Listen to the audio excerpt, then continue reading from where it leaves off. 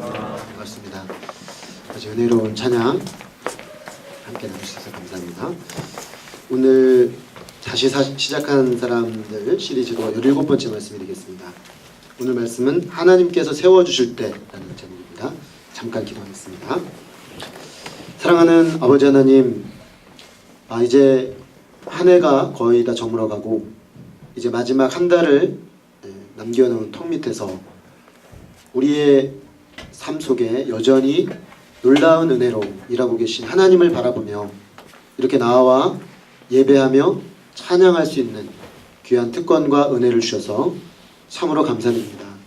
주님, 저희들이 예배할 수 없었던 사람들이고 예배가 무엇인지를 알지 못했던 사람들인데 이제는 주님의 부르심을 받아서 주님의 음성으로 말미암아 그 피값으로 이제는 주님 앞에 나와 예배할 수 있음이 얼마나 놀라운 은혜인지요. 주님, 이 시간 주님의 지성소 중심부로 들어가서 당신이 그 언약교회에서 말씀하셨던 것 같이 오늘 우리가 주님의 임재 안에 주님의 음성을 듣기를 소망합니다. 성령님께서 이 시간 각분 심령 가운데 임하여 주셔서 오늘 선포되는 말씀 가운데 오늘 우리를 향하여 하시는 그 음성을 듣게 하시고 무엇보다도 주님을 새롭게 발견하는 귀한 시간이 되기를 간절히 소망합니다. 주님의 성령께서 시종을 주관하셔서 이 시간 놀라운 은혜로 도행하여 주시옵소서. 예수 그리스도 이름으로 기도했습니다. 아멘. 우리가 오늘 살펴볼 인물은 다윗이라는 아주 잘 알려진 인물입니다. 이 사람은 그 별명이 있죠. 하나님의 마음에 합한 사람이라는 별명이 있을 정도로 하나님이 특별히 사랑하시고 또 하나님과의 그 아주 인격적이고 깊은 관계성을 가지고 있었던 사람이라고 볼 수 있습니다.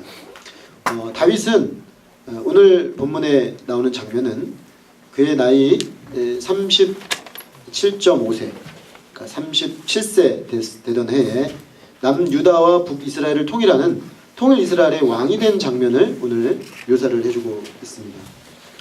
그는 사실은 이전에 30살에 남쪽 유다에 먼저 왕이 됐었는데 7년 반의 기간을 기다려서 전 12지파를 통합하는 왕이 되게 된 것입니다. 그가 통일 이스라엘의 왕이 되어서 약 33년 반을 너무나 잘 다스려서 그때 그 다윗이 다스린 그 왕국이 이스라엘 그 시대의 가장 최번성기, 절정기로 기록이 되어 있습니다. 근데 단순히 다윗이 다스렸던 그 시대가 아주 번성을 했다, 그 정도만이 아니라 하나님 나라의 모형을 그의 통치 가운데 그가 보여주는 그런 통치를 했다는 것이 아주 중요합니다. 하나님 나라는 어떤 나라인가? 한마디로 말해서 공의와 사랑이 공존하는 나라죠. 하나님의 공의의 법이 다함없이 온전히 실현되는 나라. 그러면서 동시에 하나님의 사랑이 베풀어져서 주님의 그 사랑으로 모든 백성들이 행복한 그런 나라죠. 공의의 나라라는 것은 약자들이 강자에게 억압받지 않고 약자들이 강자로 말미암아 눈물을 흘리지 않고 오늘 우리식으로 표현하면 갑과 을이 그때도 있었던 거예요. 근데 을들이 그리스도의 법으로 보호받고 또 그들의 권익을 친히 국가가 보호해주는 그런 나라였다는 거죠. 그리고 공의로움이라는 것이 결국에는 약자들을 세우고 그 다음에 사람들에게 그 연약한 자들에게 하나님의 한량없는 사랑이 부어지는 그것을 가시적으로 보여주는 그런 나라가 바로 다윗이 세웠던 통일 이스라엘이라는 나라였다는 것입니다. 뿐만 아니라 이 다윗은 오실 메시아에 대한 약속을 받고 있었기 때문에 장차 오시게 된 예수 그리스도가 이 땅에 가져오는 하나님 나라를 보여주는 그림자의 역할을 했다라고 많이 평가하고 있습니다. 자, 많은 사람들이 바로 이런 이유로 이 다윗의 삶과 신앙과 그의 열매를 사모하죠. 우리가 구약의 신구약을 통틀어서 사람들이 신앙적으로 이렇게 자녀들 이름을 지을 때 가장 많이 짓는 이름 중에 하나가 다윗이죠. 그죠? 우리 아람 자매님 아들이 다윗이잖아요. 그죠? 그러니까 이 다윗이 얼마나 참 좋은 이름이에요. 너무너무 좋은 이름이에요. 이 사람이 그 정말 살아갔던 삶, 어떤 그 열매, 그의 신앙 이런 걸 생각하면 이렇게 참 이렇게 영감을 많이 던져주고 있습니다. 그런데 오늘 우리가 관심하는 것은 이런 겁니다. 자, 이렇게 하나님의 마음에 합하고 하나님이 기뻐하시는 나라를 세우고 정말 누구나 사모하는 그런 아름다운 시들로 그의 심령이 가득 차 있었던 시인이자 왕이자 장군이었던, 어찌 보면 공존할 수 없는 것들이 공존하는 정말 균형 잡힌 신앙인이었던 이 다윗의 이 신앙, 그리고 그런 모습들은 과연 어떤 과정을 통해서 형성이 됐고 어떻게 그렇게 그는 쓰임받을 수 있었는가 하는 것입니다. 오늘 우리는 그가 통일 이스라엘의 왕이 되는 장면을 중심으로 그가 그렇게 세워지고 쓰임받는 그 원리를 한번 찾아보고자 합니다. 다윗을 통해 이루어진 통일 이스라엘의 모습은 이런 표현을 쓸 수 있다면 근대의 입헌 군주국의 모습과 굉장히 흡사합니다. 거의 그 원형을 가지고 있다라고 해도 과언이 아니죠. 이때가 지금부터 3000년 전이거든요. 그러니까 인류 역사의 어떤 그 진행 과정을 놓고 봤을 때 보면은 이 다윗 시대에 이 정도의 굉장히 그 훌륭한 나라가 세워졌다는 게 놀라울 정도입니다. 왜 입헌군주국이라고 하냐면 입헌군주국은 왕이 있는 건데 그 왕이 법의 지배 아래 있는 것을 입헌군주국이라고 합니다. 그래서 왕은 다스리긴 하지만 그는 상징적 역할만에 머물고 그보다 더 상위에 있는 국민들이 부여한 권위, 또 그들이 정한 법에 의해서 왕이 섬기는 그런 일을 하는 거죠. 물론 이 다윗 왕조가 전형적인 입헌군주국은 조금 아닙니다. 약간 전제적 왕권이 분명히 존재했죠. 그런데 내용적으로 들어가 보면 입헌군주국에 더 가깝습니다. 왜 그렇게 말할 수 있냐면 오늘 1절에 보면은 다윗이 약 7년 반 동안 남쪽의 중심지인 헤브론이라는 지역에서 12지파 중에 한 지파인 유다 지파만의 왕으로 머물러 있었습니다. 그런데 그 7년 반의 시간이 딱 지났을 때 북쪽의 11지파의 사람들이 대표단을 뽑아가지고 다윗에게 와가지고 북쪽 나라를 갖다 바칩니다. 다 당신이 이 나라를 받아주십시오. 이 나라를 받아서 당신이 우리 전 이스라엘의 통치자가 되어주십시오라고 말합니다. 그렇게 해서 왕과 백성 사이에 계약이 맺어져요. 계약이 맺어져가지고 이 다윗은 백성들에게 부여받은 이 왕권을 다스리는데 어떻게 다스리냐면 하나님이 자기에게 부여한 법, 율법이죠. 구약 이스라엘 율법의 기초에서 다스립니다. 그렇기 때문에 입헌군주국에 가깝죠. 백성들이 권위를 그에게 줬는데 그는 그 힘을 자기 힘 마음대로 쓰는 그런 왕이 아니었고 하나님이 그 백성에게 부여하신 법에 따라 다스리는 그런 왕이었다는 것입니다. 그래서 그는 영적으로 봤을 때는 하나님이 기름 부어 세운, 하나님이 세우신 왕이었지만 정치적 시스템으로 봤을 때는 백성들의 총의 모든 의사를 합쳐서 백성들이 그를 왕으로 뽑았기 때문에 왕이 된 거예요. 그런 점에서 보면 오늘날 우리도 이 정도로 민주적이기 쉽지 않죠. 하나님의 권위가 오면서 동시에 백성들의 모든 동의를 얻어낸 아주 조화로운 그 방식으로 왕이 된 것이다라고 볼 수가 있습니다. 그래서 그는 위로는 하나님을 섬기고 아래로는 하나님이 부여하신 그 법에 따라 이 백성들을 잘 다스리고 섬기는 그런 왕이 되었습니다. 그래서 하나님의 법을 사랑의 법이라고 하고 정의의 법이라고 하기 때문에 사랑과 정의의 법을 따라 이스라엘 백성을 다스림으로 하나님의 사람들이 아주 풍성한 은혜를 누렸습니다. 오늘 12절의 결론을 보면 뭐라고 되어 있냐면 다윗이 여호와께서 자기를 세우사 이스라엘 왕으로 삼으신 것과 그의 백성 이스라엘을 위하여 그 나라를 높이신 것을 알았더라. 자기가 지금 이 왕이 된 것은 하나님이 자기를 세우셨기 때문에, 그래서 자기가 지금 여기 있는 건 군림하기 위해 있는 것이 아니라 섬기기 위해 있다는 의식을 가지고 그는 왕으로 다스렸다는 것입니다. 이런 왕이 다스리는 나라에 좀 살고 싶지 않으십니까? 그죠? 위로 하늘을 두려워하고 아래로 백성들을 정말 돌보기 위해서 자기가 가지고 있는 힘을 사용하는 그런 통치자. 와, 그런 통치자가 다스리는 나라에 살고 싶어요. 누구나. 자, 그런데 이 다윗이 이런 어떤 조화로운 어떤 왕의 모습을 가질 수 있었던 것은 오늘 1절부터 3절까지 내용을 이렇게 가만히 보면은 그가 상당히 인정받는 사람이었다. 세 가지 면에서 그는 인정받는 사람이었습니다. 첫째로 그는 백성들에게 인정받는 사람이었습니다. 근데 그가 왜 인정을 받았냐면 실적이 있었어요. 실적이. 그러니까 백성들이 이 사람을 당신 우리 왕이 되십시오 라고 말할 수 있을 정도로 이 사람은 그 모든 사람의 인정을 받는 면모를 가지고 있었습니다. 그것을 오늘 2절에 이렇게 말합니다. 당신이 우리 왕이 되려고 요청을 하면서 뭐라고 대표단이 말하냐면, 전에 곧 사울이 우리의 왕이 되었을 때에도 이스라엘을 거느려 출입하게 하신 분은 왕이셨다. 사울이 첫 번째 왕이죠.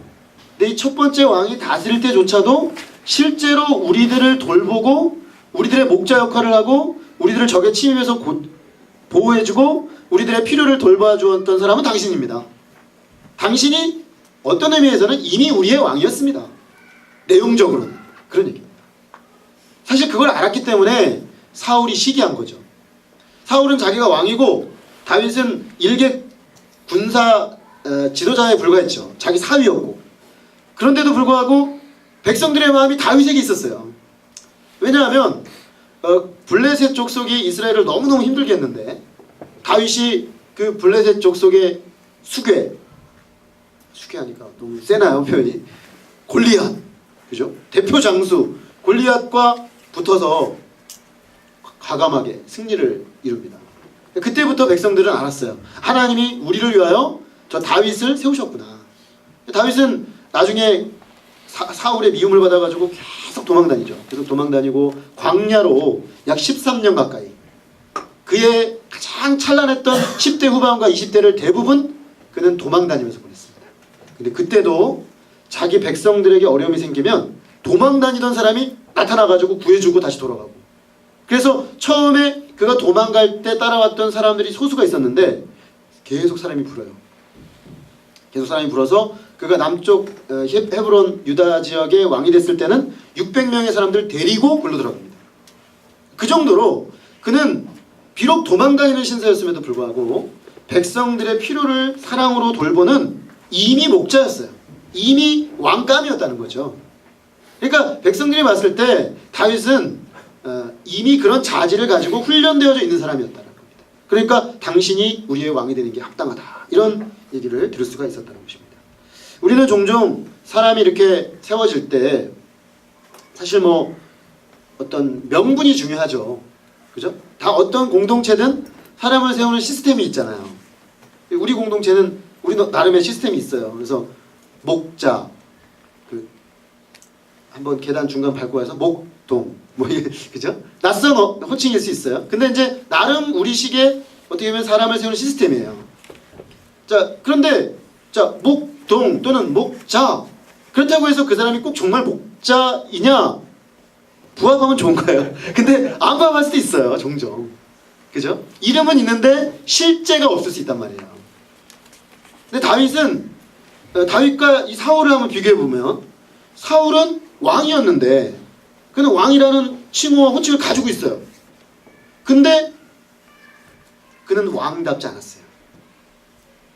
시기심에 사로잡혀가지고 백성들 돌보고 나라 돌보는 일은 그만두고 맨날 다윗 쫓아다녀요.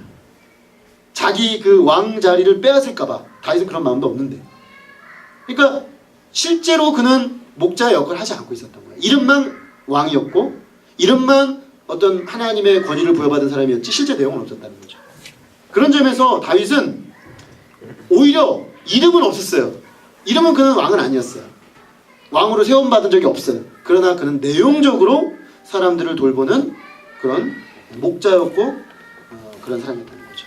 그래서 실속 없는 이름만 가졌거나 간판만 있고 내용이 없는 사람이 아니라 실제적으로 사람들을 섬기는 내용을 가진 사람. 그래서 사람들이 그 사람을 마음으로 저 사람은 우리 왕이야, 저 사람 우리 목자야, 저 사람 우리 리더야 라고 인정할 수밖에 없는 사람이었다는 것입니다. 두 번째로 하나님이 허락하시고 세운 사람이었다는 것입니다. 자, 사람이 인정을 해줘도요, 아무리 사람들이 인정을 해줘도 하나님의 허락과 인정이 없는 사람은 또 의미가 없는 것입니다. 근데 오늘 본문에 보니까 이들이 뭐라고 말하냐면, 여호와께서도 왕에게 말씀하시기를 내가 내 백성 이스라엘의 목자가 되며 내가 이스라엘의 주권자가 되리라 하셨나이다. 우리만 당신을 왕으로 생각하는 게 아니고요, 하나님이 당신을 이미 목자여 왕으로 세우셨습니다. 당신은 하나님이 인정한 사람입니다. 이거를 모든 이스라엘 사람들이 인정하고 있다는 것입니다. 우리가 종종 사람을 세울 때 세상의 공동체, 또는 교회 공동체라고 하지만 세상의 공동체성을 많이 가지고 있는 공동체는 마치 인기 투표식으로 사람을 세우는 경우가 있어요. 그래서 사람들이 그 사람을 많이 인정해주고 와, 저 사람 훌륭해, 아, 저 사람 대단해, 그러면 그 사람을 세우는, 세상에서는 그게 가능합니다. 그런데 하나님의 공동체는 그렇지 않아요. 하나님의 공동체는 아무리 그 사람이 인간적인 실적이 있고 인간적으로 훌륭하더라도 정말 하나님이 그 사람이 부르셨는가, 정말 하나님이 이 사람을 불러서 쓰기를 원하시는가, 이게 중요한 거죠. 다윗은 사실은 이미 그게 먼저 있었어요. 17살 때 하나님이 그를 사무엘을 통해 기름 부어 세우셨습니다. 뭘 알아요, 17살이. 아무것도 모르죠. 그 양치고 있었습니다, 그냥. 근데 어느 날 갑자기 하나님이 다윗 집에 오셨는데, 이새죠. 이새 집에 오셨는데 이 집에 하나님이 기름 부을 사람이 있다, 사무엘이 그렇게 말하니까 당연히 첫째를 데려왔습니다. 이미 20대 딱 누가 봐도 왕감이었어요. 다윗이 보니까 첫째 형, 둘째 형이 되게 잘생겼나 봐요. 그래서 딱 봐도 왕감인 거예요. 아, 얘가 왕이다. 얘는 진짜 본 왕. 그죠? 왕감으로 태어났어. 그래서 딱 보고 사무엘이 기름을 딱 부으려고 했어요. 근데 하나님이 아니다. 그런가? 또 봤더니 그 옆에 둘째가 또 이게 형 못지않아요. 아, 얘인가 보다. 또 딱 기름 불렸더니 아니다. 그렇게 해서 8명이 지나갔어요. 7명이 지나갔어요. 7명. 7 형제가 다 지나가고 다윗은 부르지도 않았어요, 아버지가. 아빠가 봤을 때 얘는 너무 어리고 얘는 깜도 아니에요. 그래서 너는 가서 양들 좀 돌보고 있어라. 형들 지금 일 있으니까. 양 보고 있었어요. 근데 하나님이 그 아이를 데리고 와서 기름을 부어라. 다윗은 하나님이 친히 택한 사람이었어요. 그가 비록 어리고 부족해 보이고 형들에 비해서 인물도 별로예요. 형들에 비해서. 절대적 가치는 아니고 상대적으로. 근데 나중에 보면 다윗이 잘생겼다가 나와요. 그러니까 상대적인 거죠. 근데 형들이 워낙 미스터 이스라엘 감들이다. 그러니까 이게 비교가 안 되는 거예요. 그래서 좀 밀렸는데 하나님은 이 아이예요. 왜? 그 아이의 중심을 하나님 보시고 그 아이를 택하신 거죠. 그가 왕이 되는데 20년이 걸렸어요. 20년이 걸렸지만 그를 향한 하나님의 부르심이 있었기 때문에 하나님 그 부르심을 기억하시고 그를 마침내 세웠다는 것입니다.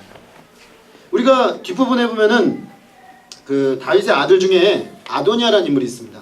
왕권이 다윗 이후에 솔로몬으로 이어지는데 이 아도니아라는 인물이 그 사람들의 옹립을 받아가지고 왕이 돼요. 근데 결국 하나님의 백성 공동체인 이스라엘에서 그의 왕권은 얼마 못 갑니다. 왜냐? 사람들이 옹립한 거야. 사람이 세운 거야, 사람이. 근데 이 공동체는 사람 공동체가 아니라 하나님 공동체예요. 하나님 공동체이기 때문에 하나님이 그를 부르셨고 세웠느냐가 너무나 중요하다는 거죠.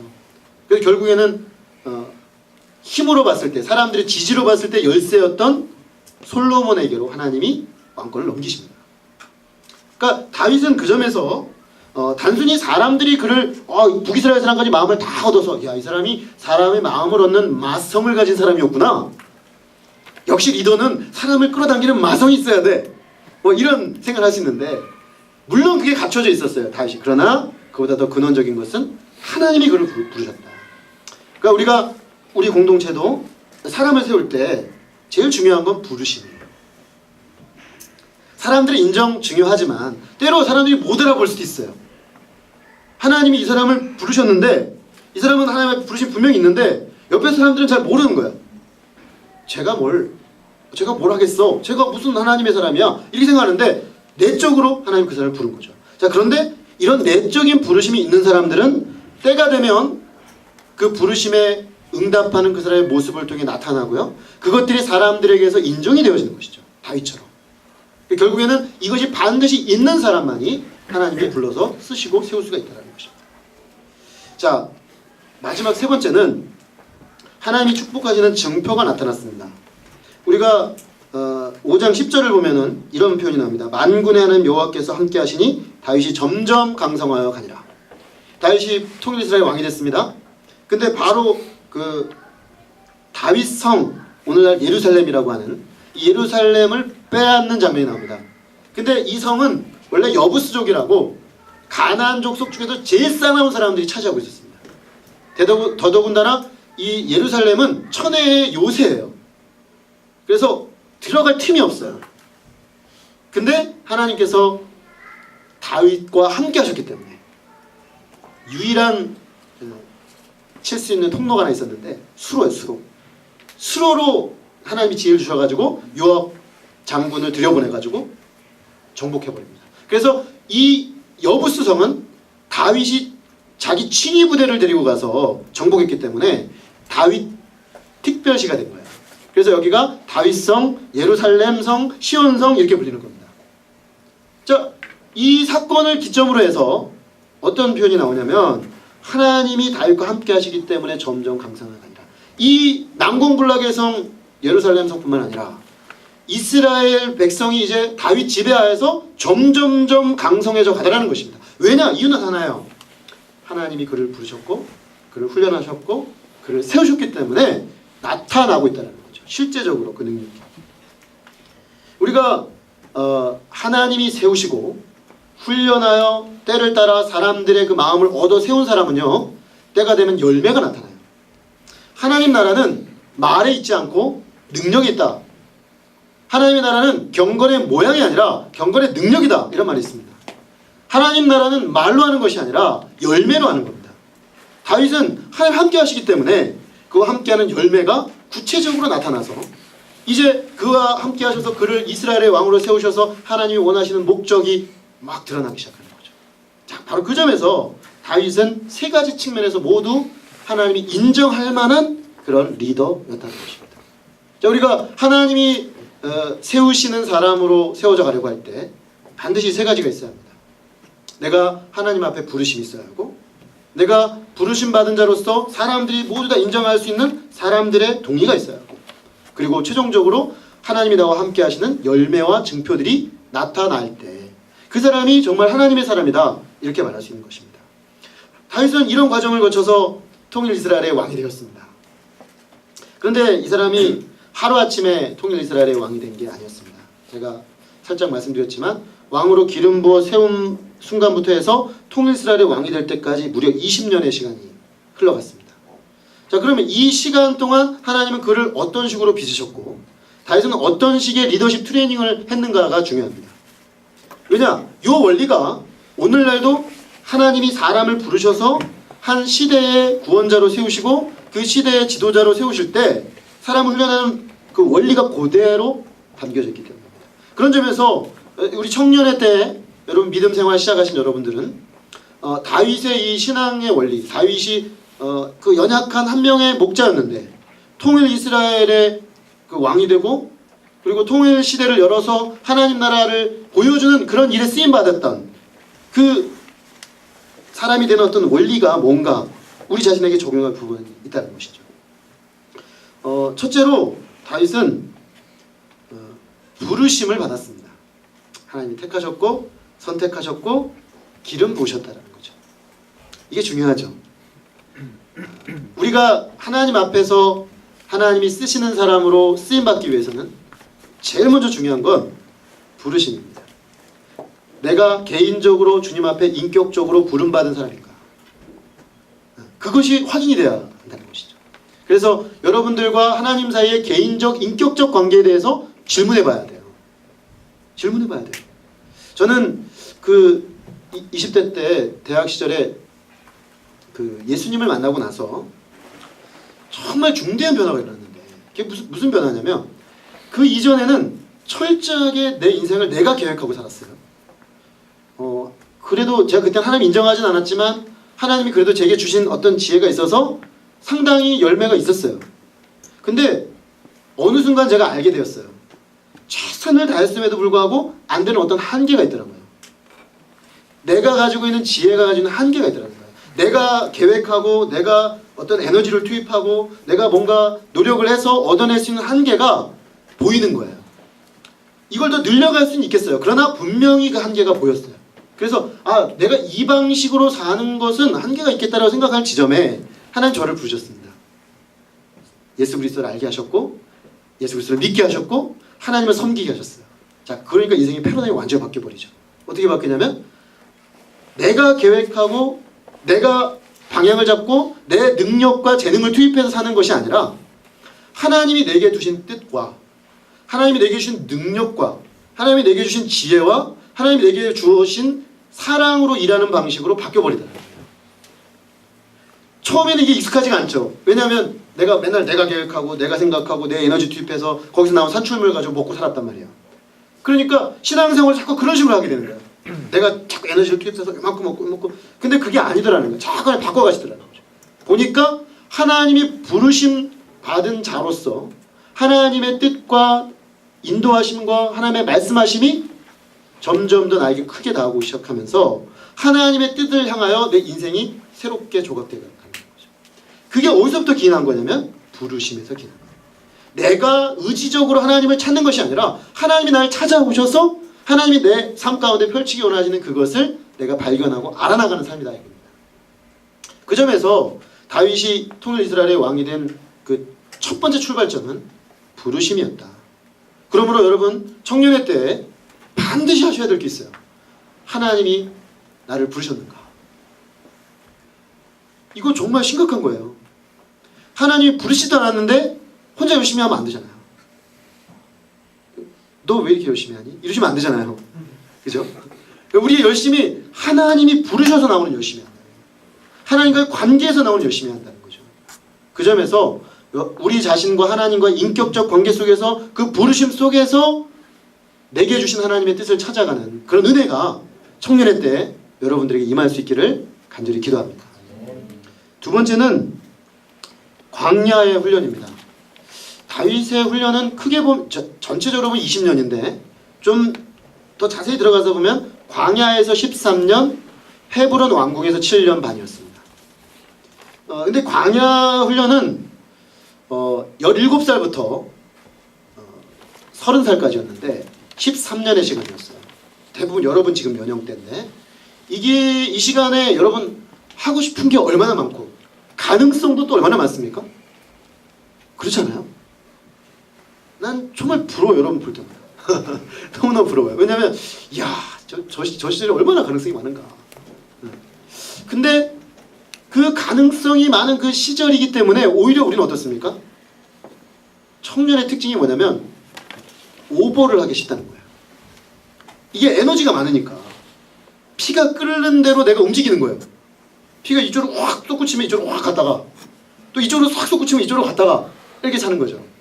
그래서 내 욕망을 따라 내가 원하는 바를 따라 막 살게 되다 보면 나중에 보면 정말 하나님이 나를 부르신 그 부르심 앞에 준비되어지지 않을 수가 있다는 겁니다. 근데 다윗은 어찌 보면 그걸 못했어요.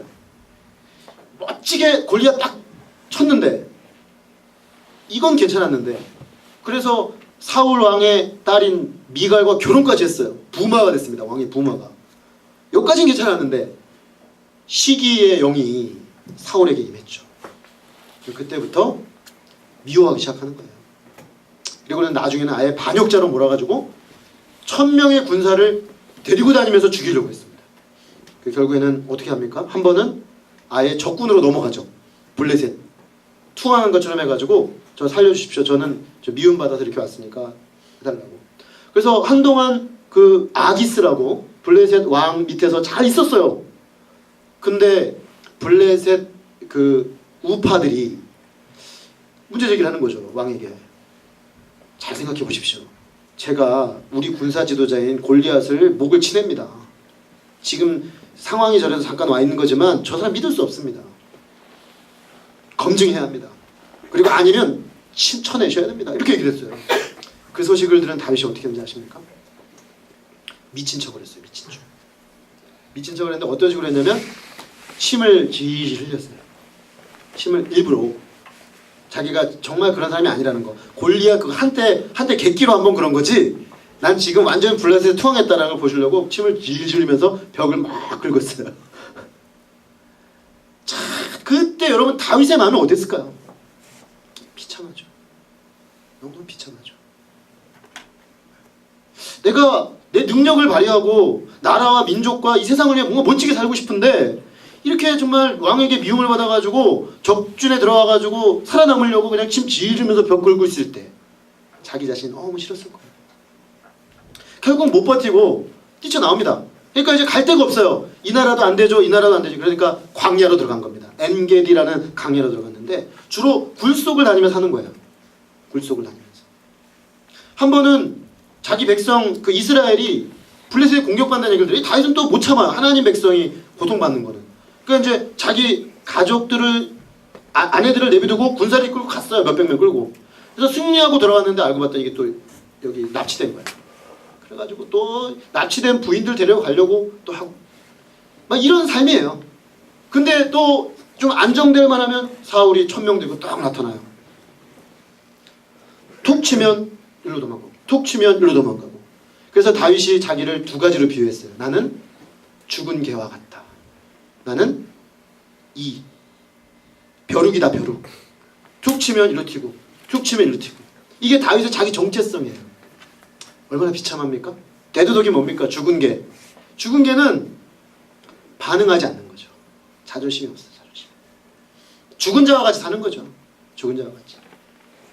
하나님이 나에게 이 기회를 주실 때까지는 그저 죽은 자 같이 엎드려 있는 거예요. 그리고 마치 벼룩처럼 이리저리 그냥 생명을 부지하게 뛰어다니는 그런 존재. 이런 그 정체성을 가지고 20대 내내 그는 훈련받아야 했습니다. 하나님은 이 광야 시간 동안 그를 철저하게 낮추신 것입니다. 왕으로 세웠지만 이스라엘 나라는 세상 나라하고 달라요. 만약에 다윗이 이 광야를 거치지 않았다면 그는 왕이 되었을 때 어떻게 했을까요? 군림하는 왕이 되었을 것입니다. 자기 위에 계신 하나님의 뜻을 생각하지 않고 힘을 가지고 백성들을 억압하고 내가 원하는 것을 취하내는 착취하는 왕이 됐을 거예요. 근데 다윗이 그러지 않았습니다. 왜? 그는 내 위에 계신 하나님을 인식한 거예요. 이 13년 동안 철저하게 하나님의 뜻 가운데 엎드려 기면서 하나님이 내 위에 계시고 그 낮은 자들의 그 자리에 계속 살았어요. 그렇기 때문에 그가 나중에 재판을 한다거나 사람들을 돌볼 때 보면 가난하고 약하고 병든 자들을 돌보는 왕이 돼요. 이 광야가 있었기 때문인 거죠. 광야가 있었기 때문에 다윗은 진정한 의미의 참된 왕이 될 수가 있었습니다. 그래서 우리 인생에 어찌 보면 이런 광야의 시절, 우리를 낮추시고 겸손케 하시고 때로는 대두독처럼 때로는 튀어다니는 벼룩처럼 내 인생이 느껴질 정도로 하나님 낮추실 때 부름받은 하나님의 사람이라고 한다면 그것은 단순히 고난이 아니라 하나님이 우리를 정말 하나님의 뜻 가운데 빚으시고 세우시기 위한 선한 뜻이 있다는 겁니다. 여러분 그 최근에 아주 인기를 끈 드라마가 있어요. 왔다 장보리. 그죠? 거기에 아주 악녀가 나와요. 악녀가 나오는데 그 배우 이름이 아시는 분들은 아실 거예요. 이유리라고. 근데 이분이 완전 떠가지고요. 제가 그 인터넷 이렇게 이분이 그 인터뷰한 거를 좀 봤는데 목사님 사모님이에요. 이분이 사실은 목사 전도사님하고 결혼해가지고 지금 목사님 사모님인데 15년 동안 무명이었어요. 이분 동기가 이름만 대면 아는 사람들이에요. 학교에 나오면 임수정 같은 사람들이 막 떠가지고 막 날라가 다닐 때 자기는 이제 단역을 전전했대요. 단역. 그리고 몇몇 드라마를 했지만 별로 주목을 못 받다가 이번에 이제 뜬 거예요. 떠가지고 그 뭐죠? CF가 막 20개씩 막 몰려 들어오는데 이거 인기 한철이라는 거 이분은 잘 알기 때문에 있을 때 잘했다고 다 한대요. 아주 재밌더라고요. 근데 이분이 제가 되게 인상적이었던 점이 뭐냐면 15년 무명이다가 16년째 이제 이렇게 굉장히 인기를 얻은 건데 어떻게 그 15년 무명을 견뎠을까? 궁금하잖아요. 그죠? 다윗도 지금 13년 대두독으로 살기 쉽지 않았을 텐데 어떻게 견뎠을까? 궁금하죠? 전 궁금하더라고요. 그래서 쫙 찾아 읽었어요. 도대체 무슨 힘으로 버텼냐? 제가 이분의 인터뷰에서 굉장히 인상적인 걸 발견했어요. 이런 얘기를 하더라고요. 자기가 단역을 전전할 때 아무도 주목해주지 않고 아무도 인정해주지 않고 그럴 때 이 사람은 위를 보지 않고 옆과 아래를 봤대요. 이게 이제 중요한 것 같아요. 위를 본다는 건 뭐예요? 내 동기 임수정이는 저기 잘 나가고 있는데 난 뭐야? 내 인생은 왜 이렇게 안 풀려? 그렇게 하지 않았다는 거예요. 어떻게 했냐면 동기들 중에 아예 엽기 없는 사람입니다. 지나가는 행인 일을. 그러니까 이름 자체가 주어지지 않아. 이 사람은 근데 이름은 있었대요. 이 사람은 단역인데 이름은 있는데 내 친구들 중에 이름도 없는 친구들. 그러다가 아예 그 자리도 없어 나중에. 그리고 같은 연기자로 출발했는데 사라져가는 거예요. 1년, 2년, 3년 사라져가는 거예요. 근데 자기는 단역이긴 한데 계속 이어지는 거예요. 감사하다. 저는 거기서 이 사람의 비범성을 발견했어요. 나보다 잘 나가는 사람들 바라보면서 막 가슴을 치면서 내 인생 왜 안 풀려 이러지 않고 나에게 이런 역이라도 이어져서 내가 연기를 계속해서 연습하고 훈련할 수 있는 기회들이 주어진 것을 감사했다는 거예요. 그래서 그런 대단한 그죠? 연기자가 된 거죠. 그 사람들이 막 욕하잖아요. 그 연민정이라는 역인데 막 욕하면서 사람들이 또 봐요. 연민정 또 어떻게 하나. 왜냐면 너무 실감나게 연기하는 거예요. 참 목사님, 사모님이 그런 역 하는 거죠. 그래요. 그죠? 근데 그건 뭐예요? 가만히 뒤집어 보면 뭐예요? 인간의 악한 본성을 그만큼 잘하는 거지. 성경적이에요. 그죠? 인간은 다 죄인이거든. 그러니까 인간의 죄성을 너무 잘하는 거야. 그러니까 그대로 다 표현해내는 거죠. 그 부인이 그 장면에 나오면 목사님이 방을 떠나신대요. 힘들어서. 그리고 다 끝나고 나서 착한 역 좀 맡으라고 다음에는. 그랬다 그래요. 제가 이분을 예를 든 이유는 뭐냐면 낮추실 때 하나님이 우리 인생이 뭐 잘 나가면 좋죠. 높여주시면 좋죠. 딱 부름 받았는데 바로 다음날 왕으로 옹립. 그죠? 백성들 만세 하나님 모든 거 다 해주시고 막 탄탄대로를 달리고 그럼 좋겠어요. 그럴 수 있습니다. 근데 꼭 그게 좋냐? 그런 건 아닌 것 같아요. 최근에 제가 어제 또 신문 기사 하나 봤어요. 제 의원, 국회의원 인터뷰였는데 전 정부에서 잘 나가던 사람이에요. 황태자라고 불리던 사람이에요. 근데 이 사람이 원래 신자였습니다. 근데 너무 잘 나가다 보니까 그 정치계에서 이제 하지 말아야 될 행위까지 해서 감옥에 갔어요. 감옥에 가서 한 1년 감방에서 있다 보면서 이 사람이